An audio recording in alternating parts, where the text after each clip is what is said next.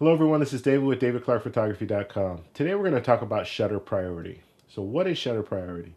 Basically, shutter priority is you set your camera over to, in the Canon world it's called TV or time value. You switch it over to that setting and you set your shutter speed. So I can set my shutter speed at 100th of a second, and everything else the camera will set up. So it's programmed to do everything else except for your shutter speed.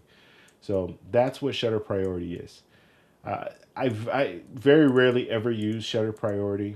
There could be a situation where you want your shutter speed at 1,000th of a second. You don't want it any lower, and you bump your ISO up to 1600, and then it will set the aperture accordingly.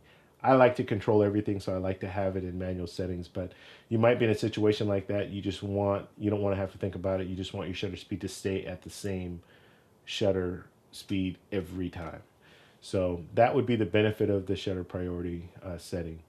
Um, like I said, I very rarely, I don't think I've ever used it. Oh, well, I shouldn't say that. The only time I've used it is in a different scenario where I don't want it at 1,000th, but I want it at, let's say, a 10th, or let's say a 10-second shutter.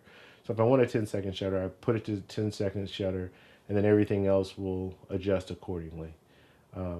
So I might set that up on a tripod and do that sometimes. But for the most part, shutter priority is not something that I usually use. But that's what shutter priority is, and if you're interested in using it, you should try it out. If you guys have any questions, please post them below, and I will talk to you guys later.